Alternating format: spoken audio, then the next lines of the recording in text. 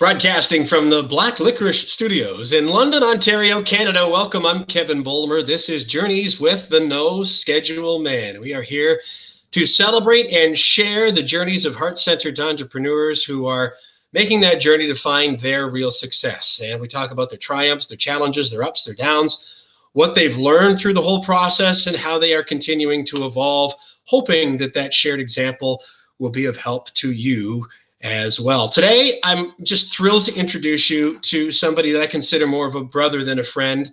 It was almost exactly a year ago, just a little bit less than that from the time that we are about to have this conversation, that Dorman Baltazar and I connected out in Saskatoon, Saskatchewan. And at the time, Dorman's main area of interest, personally and professionally, was a place called Breathe Cycle and Yoga Studio. And over the course of a very short period of time, Dorman and I just experienced a real strong connection. We got to know a lot about each other's stories, and we have remained very close friends ever since. Through the course of the lockdown and the challenge that has been put on all of us as individuals and many of us as business owners, Dorman has really had to, examine all of that closely and pivot and make some changes. And I'm excited about those changes, although change, saying change to a human being is kind of like yelling shark at the beach. It's something that we need to know about and that is going to come across our experience. Some find it more natural to adapt to than others. But I'm excited about the next chapter for Dorman, and I'm really excited for the opportunity to share him with you, which we're going to do in just a couple of moments. First, I want to remind you that you can find this podcast pretty much wherever you can find it on audio, whether it's Apple Podcasts, Stitcher, Google Play Music, or iHeartRadio. You can subscribe for free. You can also find the video versions of the podcast on YouTube and on Facebook. Our pages there are both at No Schedule Man. So wherever you're watching or listening, if you could please take a moment, click subscribe and follow along, that would mean an awful lot. And if you enjoy what you hear or see in this conversation today, go ahead and write us a positive review, because that helps us connect with other heart-centered entrepreneurs to hopefully help them as well. You can always find us at noscheduleman.com. While you're there, jump on our email list at noscheduleman.com/email. You can also connect and subscribe on a variety of social media platforms.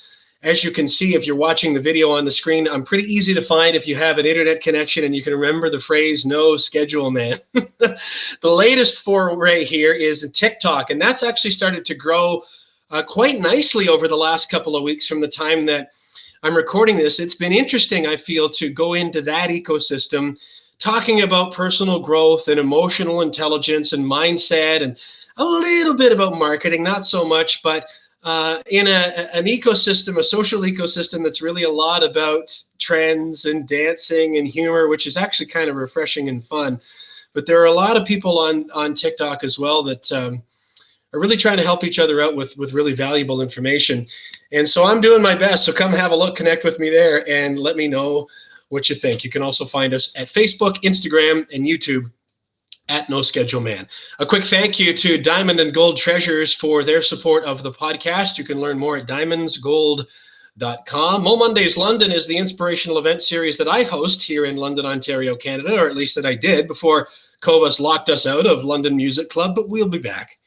We will be back. And we've been doing some profiles on people who have spoken at this event and those who are part of the larger Mo Mondays London community on our Facebook page, the Mo Mondays London Facebook page. What's Mo Mondays? Think kind of loosely motivational Mondays, but I describe it more as like TEDx meets the Tonight Show with a little bit of the Muppet Show tossed in. You can learn more at momondays.com/London. I'm proud of it. Cannot wait to get back. Mulligan Realty Group has been behind this podcast for a long time, and Mo Mondays London as well, the kind of realtor you deserve. Thanks to Ryan and the team. You can learn more about them at mulliganrealtygroup.com.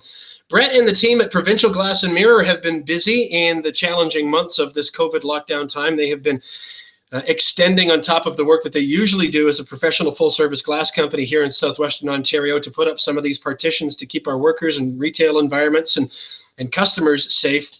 That's just a little bit of some of the extra stuff that's kept them busy. There are all sorts of things they can do for your home or your office. You can learn more at provincialglass.com. I mentioned about the little conversations on the Mo Mondays London page that I've been having recently, and Carol Trickett from Trickett Financial is somebody whom I recently spoke with in that environment. And so you can find that. It's probably on my own Facebook page as well, at No Schedule Man. But Carol at Trickett Financial provides insurance and investments for Canadians and newcomers to Canada. And she had some really interesting perspective, I thought, to share about how people viewed their investments in insurance going into the COVID lockdown. She got really busy when it started, especially with people looking for health insurance benefits. And then, of course, wanting to maybe take another look at their finances. And if that's something that is on your radar, I would encourage you to reach out to Carol. She's absolutely salt of the earth and will take care of you. You can find her at trickettfinancial.com. Again, my name is Kevin Bulmer. This is Journeys with the No Schedule Man. And as I mentioned just a moment ago, it was Saskatoon, Saskatchewan. It was August of last year, so 2019. I was at a business networking event, and I was there to give a keynote talk about marketing, of all things. Marketing. But I've got a different way, or at least what I think is my own way of talking about marketing, which is to connect, look at emotional awareness as opposed to, or emotional connection as opposed to top of mind awareness. Because I'm aware of a lot of businesses that I don't particularly care about, and a lot of them that, frankly, I wish would just go away and leave me alone. But also, I mostly try to encourage you to be you and to use your voice and to share your story, because that will immediately and automatically not only differentiate you, but when you can do that on a consistent basis and really start to get comfortable with it, what you will find is that you will just begin to automatically attract the right kinds of clients and customers. And this wonderful face is one who walked up to me afterwards and stood there wanting to talk to me. And I turned and looked at him, and I don't know what it was. I'm going to ask you, my brother Dorman. First of all, welcome. I'm so thrilled to see you. What in your experience, what happened there where before we even started talking, you and I just knew we had a deeper connection? Kevin, first off, thank you for having me on the show. Yeah. It's an honor. When we met, I felt like it was a deep spiritual connection that we had. Someone that was speaking my language, speaking from the heart, sharing their truth. Which for me in today's society is really rare, where you really meet someone who you can, just from their presence, really feel connected to them. And that's what drew me to you, because I've been to many events like the one where we met. And though I felt like, oh, I should go up and talk and say something, or even if I do go up, I will just go up and say, hey, thank you for that talk. But never have I felt that kind of connection that we had that made me just stand there to wait my turn to connect with you. So that was why, man. It was a deep spiritual connection in terms of truth and in terms of a human being, another human being living their truth. So that was it.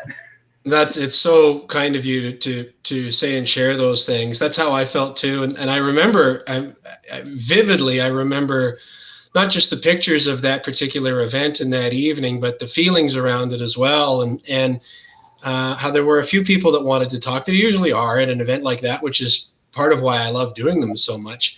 But then after you and I got going, I can recall thinking, I should probably pay attention to some of these other folks. I want to give them my time, but I'm worried this guy's going to go away if I let him go. And I don't want him to go. But then I saw you the next day. Maybe you could tell the story of what happened after the next day. Well, you loved my company that I had at the time, Breathe Cycle and Yoga Studio, and you were drawn to the T-shirt that I was wearing, and it had "Breathe" across the chest with, that swirl of, the breath flows in and out. So we had that swirl, and you wanted one, so I got one for you and your buddy Kyle, and brought it down to the hotel before you left.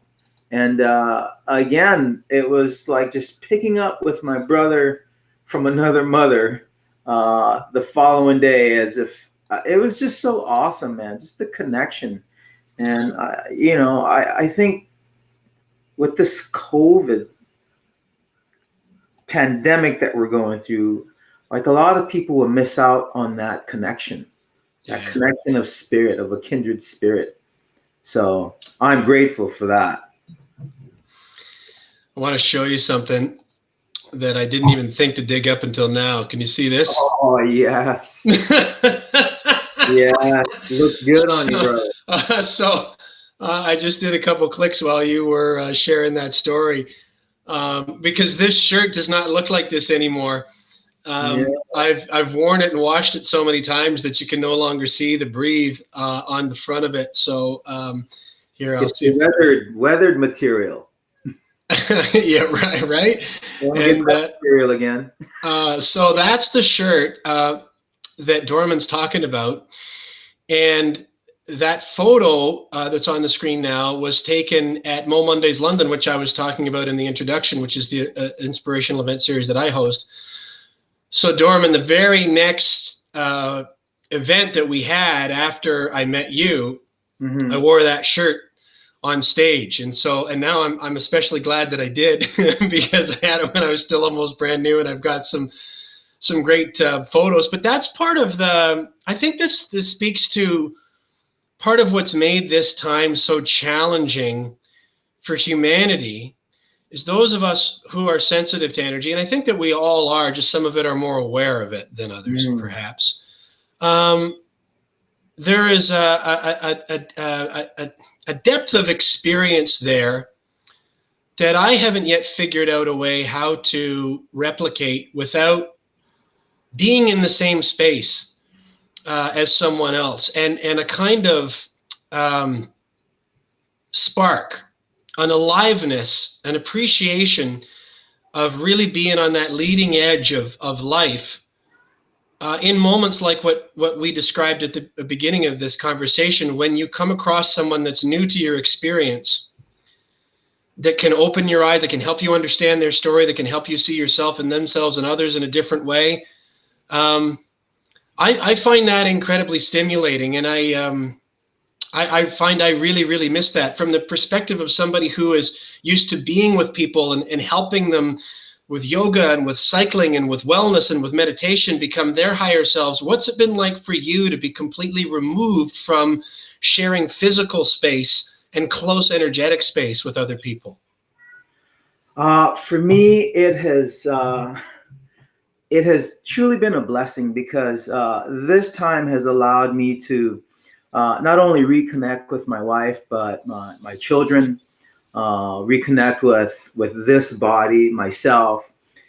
So I've really been utilizing this time, though I've had some really dark moments where, I've questioned, like, how much more do you want me to take? How much more can I take?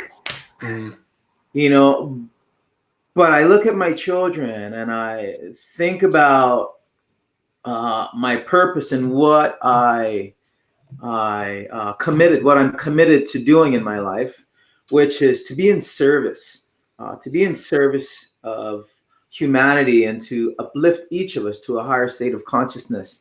And that work doesn't end until I no longer have my breath.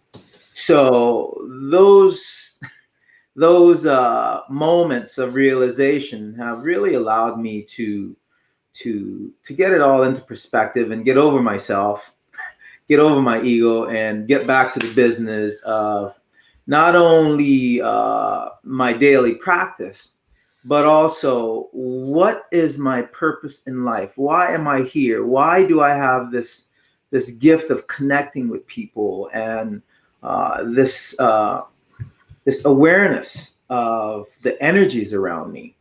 And I could easily sink down to say, I miss teaching my classes. I miss the garden at Breathe. I miss helping people physically in that closeness. But the truth is, I've had those experiences, and now this is where we are. This is here and now. How true can I be to my now moments? So that realization has helped me to really just allow the experience then to be what it was, and to really fully be submerged in these moments. And this is Zenny, by the way. Just barely getting in there. Oh, Make it yeah. a little wider so that we could. There you go. Hey, Say hi. hey there, kiddo. Welcome to the podcast. Thank you. Well, this is awesome to be able to get some extra company with us today. Absolutely. And that's, that reminds you certainly of, what's always most important. Even there, I've found you just on families, it's even when we're close together, we've got close relationships. Everybody processes a challenging time in their own way. And so we kind of have to breathe and make space for each other to be able to honor those individual journeys as well, don't we? Well, absolutely. Because without the individual journey, without us really coming back home to the body, and not just as far as exercising the body, but exercising the mind and really reconnecting with the breath is so important, because reconnecting with the breath, for example, when you connect with the inhalation, it really allows you to be present in that moment. And with the exhalation, we are reminded that that inhalation is already gone. What we did earlier in the day has already happened. And sometimes we get caught up in holding on to what was, and we miss out on what is. So I would say for me, breath awareness has been one of the most pivotal or one of the most important tools that I've learned to utilize, and I'm still learning to use them in my life. Let's fill in a little bit of the backstory and then come up to breathe. Okay. And I don't mean come up to breathe as in we're being held underwater. Yeah. For the people who are watching and listening, but we'll come back to the point now of it. We both mentioned Breathe Cycle and Yoga Studio, and then the pivot that's happened with WeBreathe.ca. But you didn't grow up in Saskatoon, Saskatchewan, did you? I mean, what could you tell me a little bit about the younger Dorman Baltazar, and what were some of the key experiences that have shaped the person that you have become? I know that's a big question, but there's no time limit, so take as long as you like. Okay. I was born in Belize, Central America, in Dangriga, or Stan Creek, is one of the 7 districts there in Belize. And I grew up on the beach. And for me, back then, life was simple and carefree. I was just talking with my wife this morning about growing up and just being outside, playing all day. And, just thinking about our kids, how they walk down the street. And I'm like, where are the kids? So times are totally different. And from Belize, we moved to Southern California when I was 14 years old, where I was raised in South Central, where I kind of took a detour in my life, as most, I wouldn't say all, most young teenagers do. And I got caught up, started hanging out with gangs, with the Crips, and became a young entrepreneur. During the crack epidemic, ended up getting caught up in a drive-by. So today I still have 29 shotgun pellets in my body. Like, there's one right there in my bicep. I don't know if you can see that. And I'm not flexing here. I'm not telling you. No, you could see them. I could feel them. Yes, I did feel the man's arm when he met. There's one in my shoulder right here. I have one in the back of my head. So I have 29 of these shotgun pellets in my body from a drive-by shooting that continually remind me of how blessed I am to still be here. So I make it a point to really make the best of each of my moments. And I always wake up and I ask, how can I be of service today?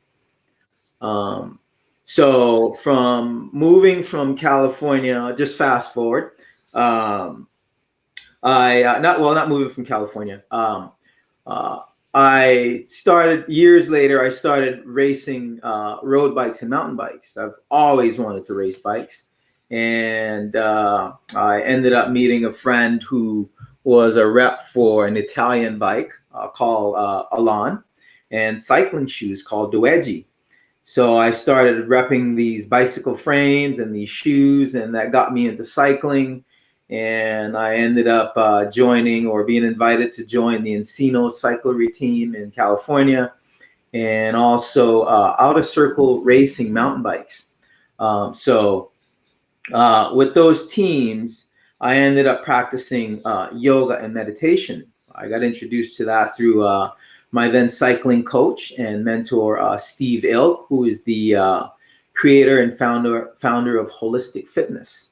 And Steve said to me, I remember he said, "Student D, if you want to win your races, you got to start practicing yoga and meditating." Now, back then, there weren't a lot of guys. So this was back in 1998, 99. There weren't a lot of guys practicing yoga. And I remember in the gym, my first yoga class, I felt like I was just like really strong and powerful athlete. And my first down dog, Kevin, was very humbling because while all the women were holding down dog like it was nothing, my athletic body was trembling, sweat was just pouring down from my head, and wow, to say the least. So let's hold here. Let's let this breathe a little here, if we can. Mm-hmm. I find this really interesting, and I'd love to hear your reflections on it, Dorman. So here we have a guy who grows up on the beach, ends up in SoCal, runs into some trouble. I'm imagining that you had a pretty fast energy about you. You've got a lot of drive, I'm guessing, as a younger version of yourself. You're racing these bikes, very physical. I don't know if aggressive is a good word. Aggressive, egotistical, cocky, yes. So in my story, I wasn't really like that. My upbringing was painfully vanilla, to be honest with you.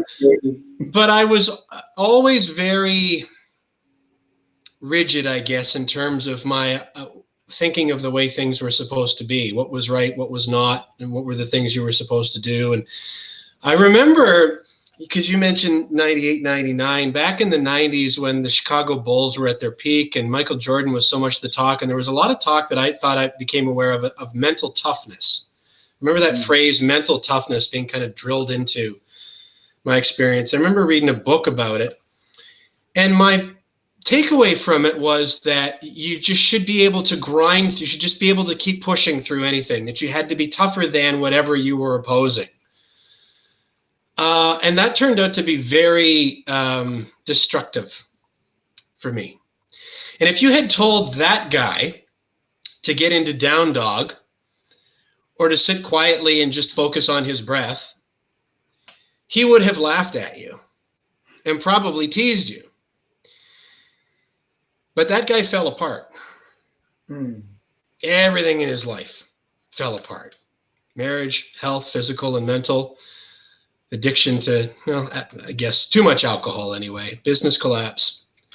Now, you won't find any morning where you don't see me out on the back deck doing at least 12 cycles through Surya Namaskar. But forgive me for taking over the conversation here. No worries. I'm hoping that it will get to somebody who maybe is coming to a similar crossroads about back to where you were now. And I wonder if it was similar at all to when I'm kind of like, well, I've done all these things I thought I was supposed to do. That looks silly, but it's being recommended to me, so I guess I'll try it. What was it about either yoga or meditation or both that initially hooked you into it, that kind of opened a new window into wellness for you? Well, to be completely honest, it was winning. I Really? love winning. Oh yeah, I love winning. But that was my initial attraction to it, because he said you can win your races if you practice yoga and meditation. Okay. But it was the complete opposite once I dove into the practice. For me, it wasn't even important to win anymore.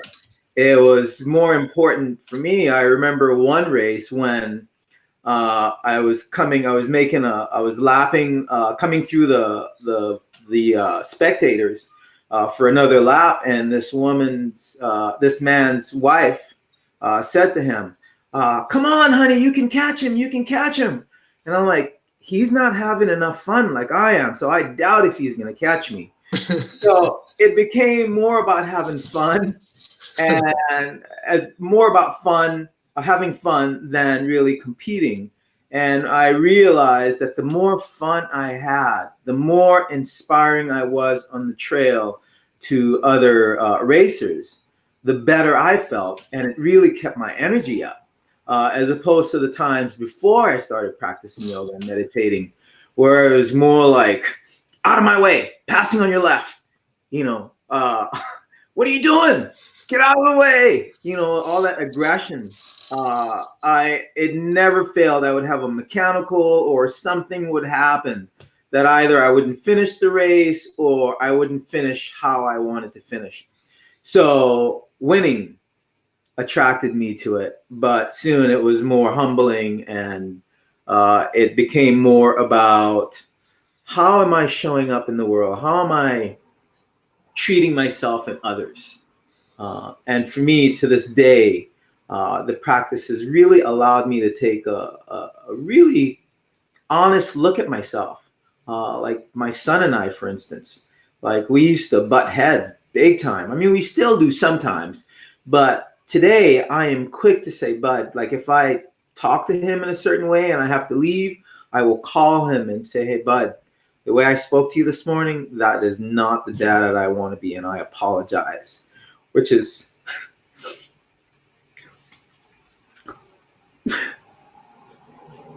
which really allows me to be so grateful that I had the opportunity to not only work with my coach, but to have this practice in my life, because it really allows me to constantly work on myself every day, despite what I'm going through.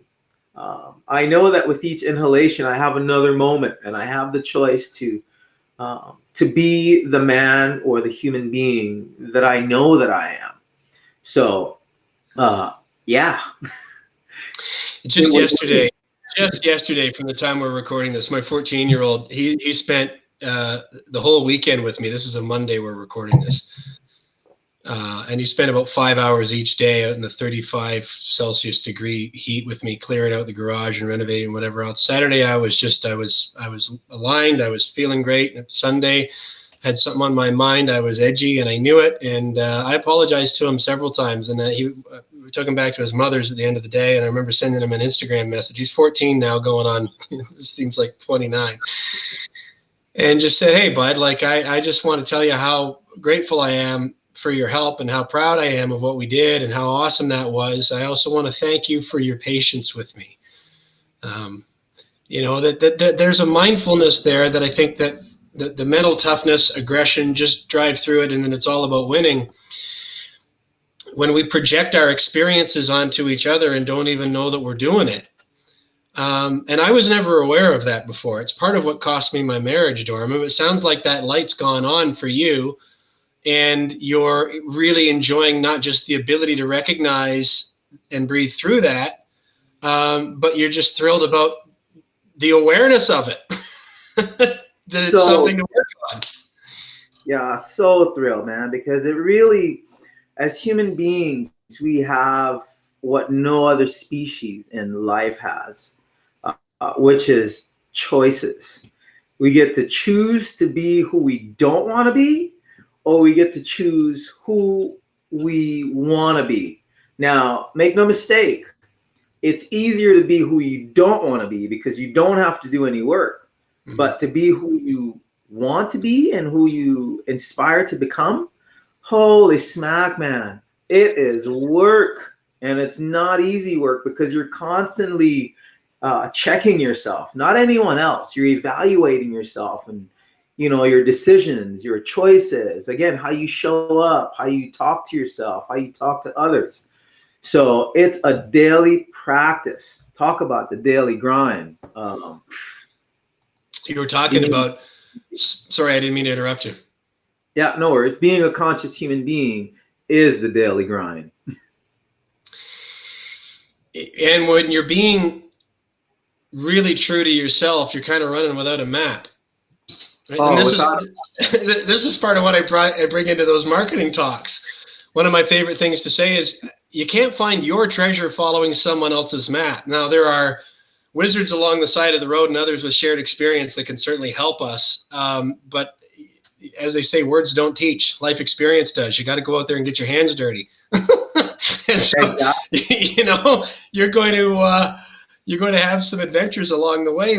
You were talking earlier about being in the moment, and that what's happened, even your inhale, once you're on the exhale, that's in the past, and now you're in the now. You also talked about bringing yoga and meditation into your experience with the idea of winning and competition, and then how it kind of morphed and changed into almost just an exercise in joy of playfulness, and that I don't know if I heard you directly say that your performance actually went up, but the experience definitely sounded like it was more enjoyable than someone who was bringing a lot of resistance and aggression to it. And what it brought to mind, Dorman, is because I've struggled recently with the idea of competition, because I feel like, well, if I'm really just being myself, I don't have any competition. Although I always am interested in pushing, for want of a better word, to see that I can get the most out of this experience that I possibly can. I heard said guru, the yogi and mystic, give this analogy about that. He said, well, what it is it's total involvement. It is complete and total involvement in the moment. So if you think about a soccer player or football, if people like, that they are totally involved in that moment, in that thrill of the game. But then once it's done, whether the kick goes in or it doesn't, it's done. You're on to the next moment. Because the question came about, well, if you can be so totally immersed, then how can you do that without being attached to the outcome? And so because that's, you play for the playing, for the involvement. The outcome's not up to you. And that came to mind. I wonder if that rings at all similar to some of the joys that you've had since you added those layers into your story. Absolutely. Absolutely. For me, it's remarkable when you truly get to be involved in the moment, because you're not, yes, you are thinking about outcome. However, you're not focused on the outcome. And that way, that allows you to be flexible with whatever happens. And usually whatever happens is what is intended to happen. It is I guess, what's the word? An outcome that will no doubt allow you to evolve, to grow. How you choose to grow is entirely up to you. Let's jump back into the story. Okay. As I interrupted it once yoga and meditation came into, again, just to remind people, we were talking about racing road bikes and mountain bikes, and it sounded like you were really getting immersed in that, bringing yoga and meditation into it. But how did you get from where you were to ending up in Saskatoon, Saskatchewan, Canada? Oh, I get that question a lot, and I also get why. Well, the short end of it is I was at a yoga teacher training, which I wanted to study with this teacher for a long time, Shiva Ray. And this was after I was released from incarceration for being a teenage entrepreneur when I was 18 years old. So fast forward, I'm like 36, have not been in trouble with the law. Actually started my personal training business called Running You Fit Cross Training. I even had a artist management company called Rebound Entertainment, and I was blessed enough to have my claim to fame is one song placed in the movie One Night Stand. I was managing a reggae artist, And so when you look at the credit, you'll see my company name on there, Rebound Entertainment. So I did all of this, and I was training some local celebrities and out in California, and some entrepreneurs. And so, I was determined to change my life. I knew I had messed up as a teenager. And so I wanted to do good for the community. And so I was surprised 18 years later at 36 that I was thrown back in jail. Apparently, that was the time when the jails in the United States got privatized. So they were just collecting people and just throwing people in jail. I'm trying not to say Black people, but it's hard for you to not notice that I'm Black. But the funny thing about going back to jail was that I think it was like 2 or 3 days prior to going back, I was working with a life coach, and she asked me the question, what do you think it is that's holding you back from the success that I see for you? And I was like, wow. Well, I think there is this thing in New Mexico. I think it's over, but I'm not sure that it's over, and I would like it to be over. I'd like to know that, I'm free and I don't have this thing hanging over my head if I'm going back to jail or not. And I was driving to train a client a couple days later, and I got pulled over by a bicycle cop on Hollywood and Vine on a Friday evening. If you know anything about Hollywood and Vine, it is where cruisers go in Southern California to see, the Stars Walk of Fame and possibly run into celebrities. And I got pulled over, and I didn't have a driver's license. I've never had a driver's license. And when I did get one, it was suspended. So I was driving on a suspended license. I had a vehicle that I bought without a driver's license. And so the cop ran my the number, your ID and driver's license number in California are the same. So he ran that number, and he came back and he said, "Man, your license is suspended." And I was like, "Oh." He's like, "Well, I can't let you take your truck. I got to impound your truck, but I'm not taking you to jail." So for me, I was like, wow, okay. So the case that I'm referring to is in the state of New Mexico, in Albuquerque, New Mexico. That's where I violated my probation. So I thought, since he didn't take me to jail, I was like, wow, that's a good sign. So maybe this yoga practice is paying off. But that was not the case, because when I went to, I took care of the fines that I had to take care of in California, got my license reinstated. And so I went to the Hollywood police station to try to get my truck out of the impound, because they placed the automatic 90-day hold on your vehicle if you're caught driving on a suspended license. So I went in the police station to try to get my truck out of the impound, because at this point I still had clients, and some of them were, I lived in the Melrose area, and I had some clients all the way out in Northridge. And at the time, all I had was a single speed mountain bike. I don't know if you've ever ridden a single speed mountain bike, no gears. And I'm climbing through Mulholland and the Santa Monica Mountains to get to my client. So I would have to leave at like 4 a.m.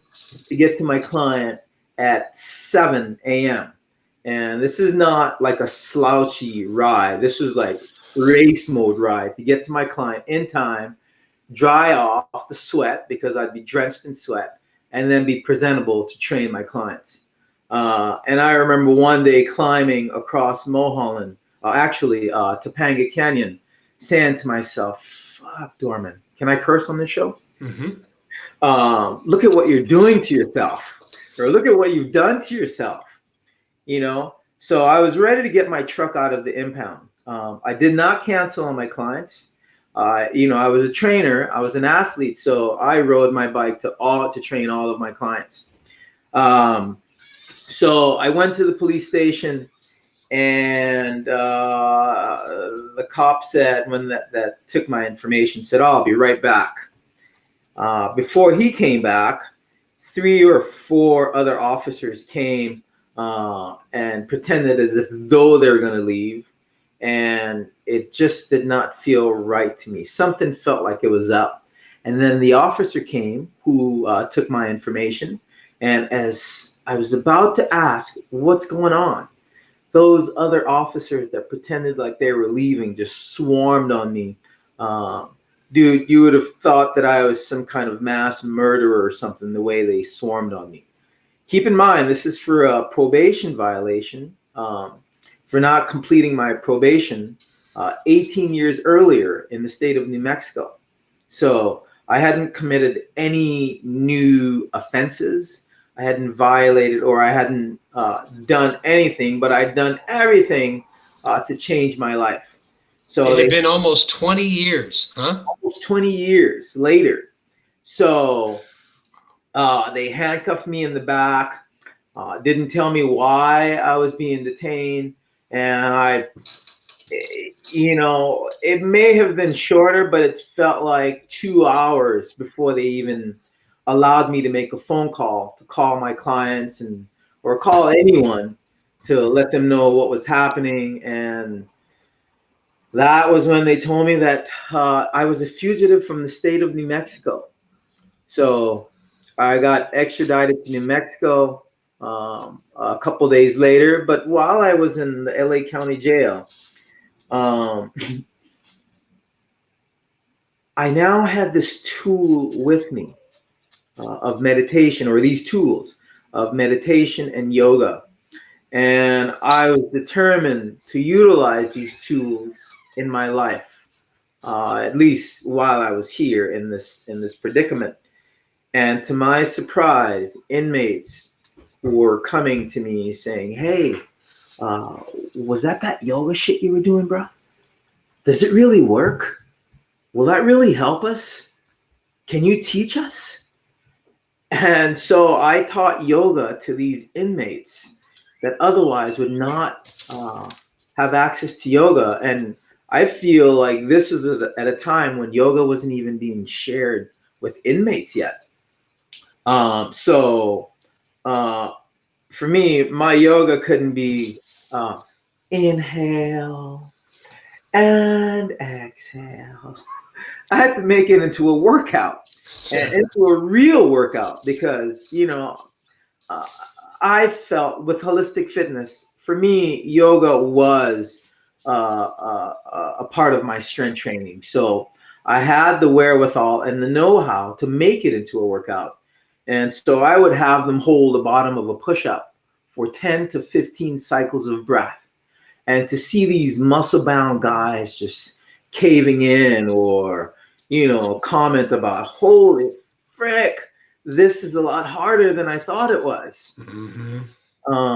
To hear them making these comments, but still coming back, and the fact that I was able to share this with these guys was like, okay, I can't stop.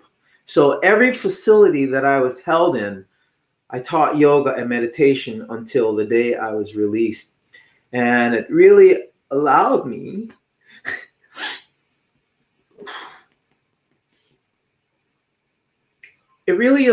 to see the power of the practice, because here I was in facilities with murderers and like really violent criminals.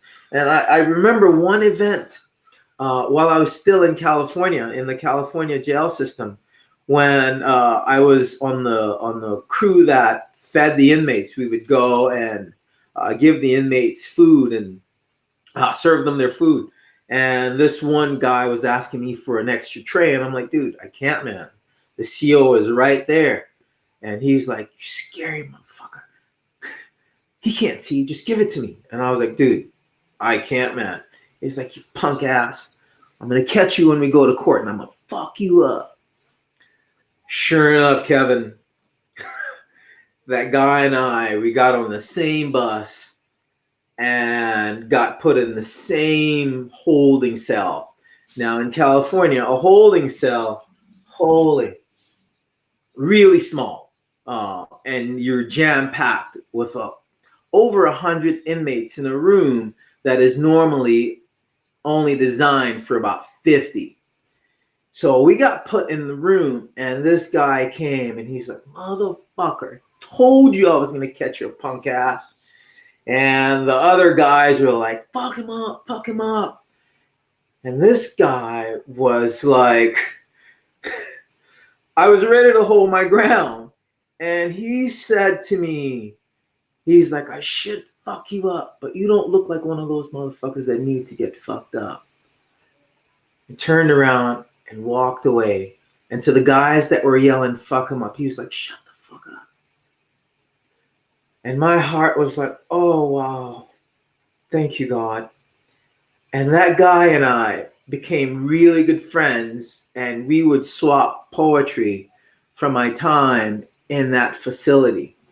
And so for me, I was like, wow, man, because had that guy pounced on me, I'm sure he would not have been the only one. And I wouldn't be here today, because that happens all the time, where guys just get jumped and either they are brutally beaten or they don't make it out alive. So for me, the power of the practice, again, was evident in that moment.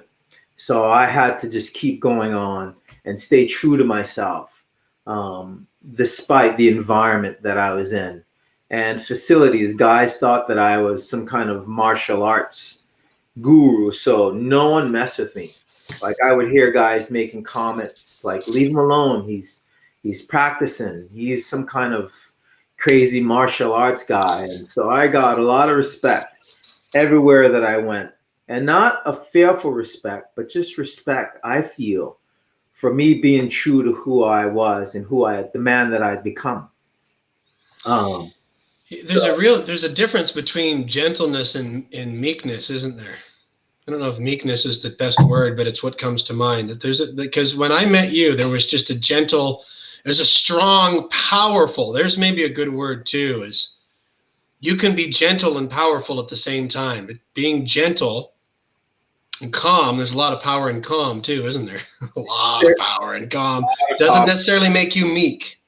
Yeah, exactly. And people, we're all spiritual beings having a human experience, whether we choose to acknowledge that or not.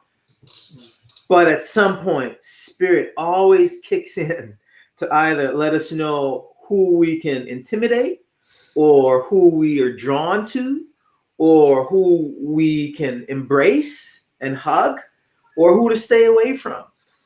That is all intuition, and we all have that as human beings. And I'm so grateful that not only my Christian upbringing and my relationship with God or a higher power, but also connecting to the spirit that is within me. The spirit, I'm not ashamed to say, the spirit of God that is in me, that allows me to be here now, to be having this conversation and sharing my life with you. Yeah. I feel like we could unpack a whole episode plus. Because we haven't even gotten to what brought me to Saskatoon. No, well, but I honor you so much for sharing, and it illustrates very clearly for anyone watching or listening. Each of us is carrying a story around, and we're so quick to assume that we know about people, and we don't know. And the work that would have to be done, the levels and the layers of forgiveness and of healing, some of which I'm sure is still going on and probably will always in this physical cycle for you. I I hesitate to move on from that, because I think it's a valuable discussion. But I do want to get to some of the things that the challenges that you've taken on up to and including what's going on here recently. So I'll just invite anyone who's watching or listening just to pause and consider a little bit about how traumatic everything that you've just shared would be, Dorman, if it were in your experience. And how much of a challenge that would be to forgive that and to free yourself so that you could move on to continue to have an experience. So I'll turn it back over to you, whatever you might like to say to that. See if you can, however you want to take it, land us in Saskatoon at the end of it. Well, I have to add that, I met a truly amazing and remarkable woman who thought when we first met that I was some kind of egotistical or stuck-up personal trainer. And that woman took the time to know me, and I'm truly grateful for her, because without her, I wouldn't be here today, and I wouldn't have the amazing children that we have and that we share, and I wouldn't be able to have the freedom to continue on this journey of spirit. And I got to tell you, it can be really scary sometimes, because trusting spirit calls for a constant surrender of what we know, what we've come to know about ourselves, in terms of how we think something should be, what it should look like, but constantly trusting that our spirit already knows where we need to go, what we need to do, who we need to meet, who we need to talk with. And as human beings, sometimes it's hard to really surrender to that process. But that is exactly what is required if we are to truly live in spirited. And it's really allowed me to embrace all of my experiences, whether we want to call them good or bad. I like to call them simple experiences, because I treat them all the same, with balance as best that I can, because I've come to realize that they all allow me to not only learn more about myself, but trust the process.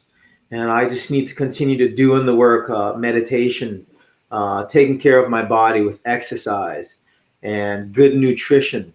Currently, I've been on a intermittent fast, where since June 14th, where I've been fasting intermittently, where I fast for 20 hours and I have a 4-hour eating window. And it's made me realize how little food this body requires. I used to think that I needed to just keep feeding myself so I can have the energy to exercise and ride my bike and do everything that I need to do. But since June 14th, I've realized that is not the case. And so, the practice has allowed me so much experience that for me to categorize them as good or bad would do my spirit a serious disservice. And again, folks, whoever's watching this, I go through really dark days sometimes, dark days that make me question, why am I doing what I'm doing, in terms of being of service and wanting to help other people grow and to help myself grow. But the reward of being happy, being at peace, being able to sleep peacefully at night, is so rewarding, knowing that you are living your life's purpose, whatever that is. So being here in Saskatoon for me has been a blessing, to be able to help as many people as we've helped through Breathe over the 5 years that we were open. And just reading all the comments when we shared that we had to close our doors, had my business partners and I just sobbing, because we were so overwhelmed with just knowing how many lives that we had touched and made an impact on in our short time of being open. How long have you been in Saskatoon for, Dorman? I've been in Saskatoon for about 9 years. You mentioned the relationship. a moment ago. Now, is that ultimately what brought you to Canada? Yes. My wife is originally from Canada, from Waldheim. And so we met at a yoga teacher training in California. And we moved to Belize for a little bit. And I felt that moving to Saskatoon was really important because I wanted her family to know that she was with someone who truly loved her. And I wanted them to get to know me. So instead of having all of them fly out to California or to Belize, I felt that moving to Saskatoon was the right thing to do because not only the right thing to do, but I was ready for change. I was ready to move out of the United States. Can you give me the kind of the Coles Notes version of, I didn't even like how this sounds coming out of my mouth, what Breathe Cycle and Yoga Studio was? Is you've already referred to it in past tense. But I'd like to do this to set up where we're going with Okay. WeBreathe.ca. But to give people who don't know you just a little bit of an idea of what Breathe Cycle and Yoga was for you and for the people that it served. Absolutely. Breathe Cycle and Yoga was a wellness facility, and our tools were real rider bikes, indoor cycling bikes. And these bikes were really amazing in the fact that they pivoted. So it was like being on a real bike. So you can steer and lean into your turns, and it allowed you to really reconnect with your breath. Because they required your attention at all times. It was designed with a core balance technology. So your core was automatically engaged. Is the moment your core was automatically engaged, the more you clicked into the pedals. And we couple that with yoga and meditation. So we would have what we call them real ride and yoga classes. So you'd spend 30 minutes on the bike and an hour of yoga, or you would spend 45 minutes on the bike only for the real ride class, or you would have a yoga practice, which was usually anywhere from 75 to 90 minutes of practice. And then we also offered free classes that were sponsored by one of a local business called The Better Good. They sponsored that class, and that class was provided to cancer patients and their caregivers. So that was free to them. So they would just sign up and they would come to that class. And we offered mom and baby classes. So it was pretty much a wellness facility. And it was really awesome to see people coming to the space who ordinarily wouldn't go into a gym setting. But because of the way we designed the space, it was very welcoming. There was no judgment. It was a really unique facility that I'm very proud to have been one of the co-creators, along with my business partner, Clay Sparks, and his wife and my wife. And in terms of it ultimately reaching its conclusion, is it as simple a matter as that we're in the middle of a business extinction event here? The COVID lockdown. I believe that we are.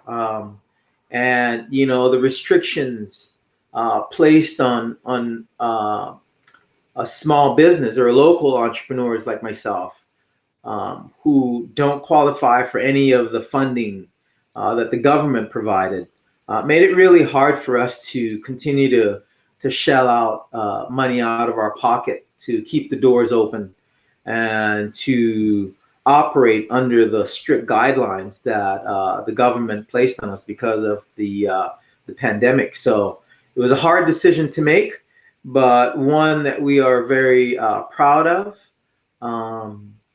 And it's interesting. Well, I'll let you go because I think that's where we're going. We're a long way from knowing what an environment like that is going to look like and how, if at all, it's going to be able to survive at any level. Exactly. And there are all kinds of business models that we're just used to being a part of our everyday culture that's a greater discussion for another day, perhaps. But truly, what you just said there about being proud of the decision, the weight of an unmade decision can destroy a person from the inside out or the top down as well. And as difficult as it is for us to make some decisions, back to your ideas that you shared before, not your idea, observation of the fact that we're in this moment, we're breathing in this moment. And once the exhale is, the inhale is already, it's past. Yes. And we're not taking anything with us. This has been especially challenging to me with some things that I'm working through now, that I find myself reflecting back to what was and wanting that back, and like, well, but we're here now.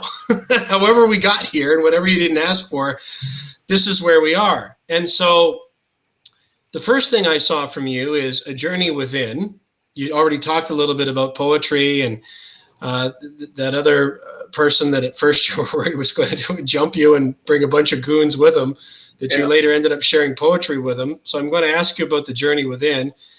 But then right off the heels of your announcement of the closing of Breathe Cycle and Yoga Studio, came the announcement of a new creation, of a new era. And maybe we can start there. What can you tell me about We Breathe? Well, We Breathe,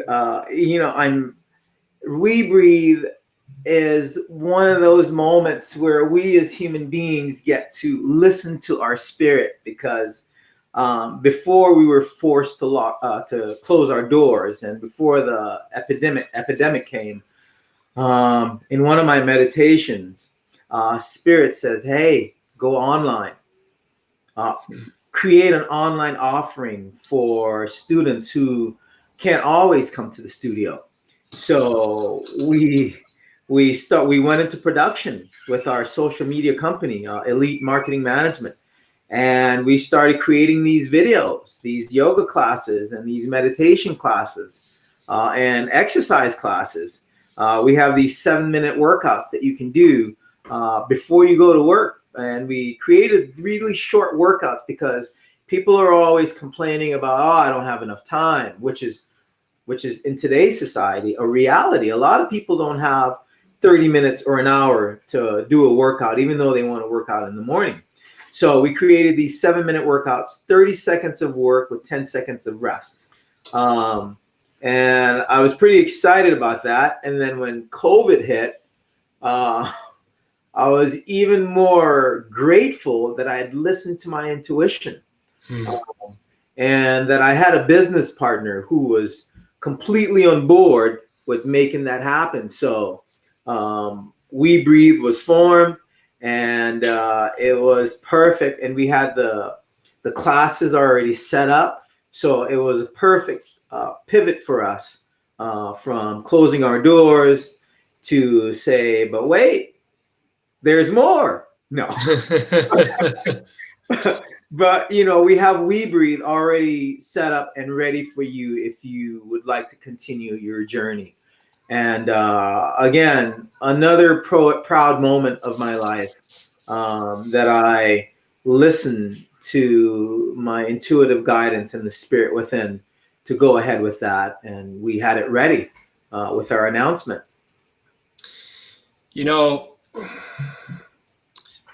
I can remember a guy strongly encouraging you. Look at you. What does that say? Love is all you need, right? Exactly. All right, fine. I'll show you my mug.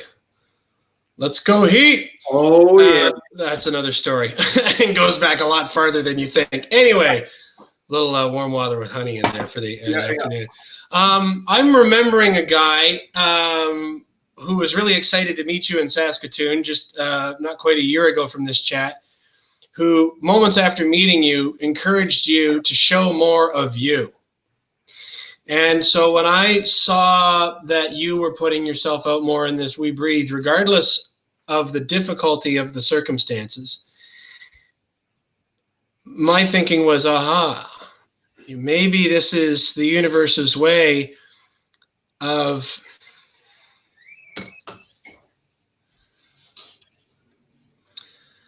helping other people, regardless of geography, find this man and be inspired by this man and be helped by this man and be loved by this man. Because I'm convinced, Dorman, that's going to happen. Whether it's we breathe or we breathe is a part of it.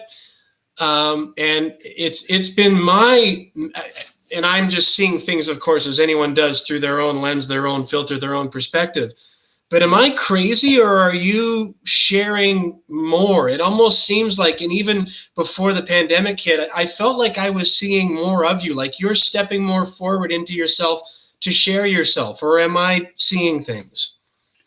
Yeah, and that gentleman that came into my life, Kevin Bulmer, is an amazing human being, and it truly made sense to me when you share that with me, that I needed to be more of the face of not only breathe, cycle, and yoga, but I needed to show my face more, which is something that my spirit had been echoing to me prior to us even meeting for many years. But, it's like, it's my company. I just want to be in the background. I want to allow other teachers to shine.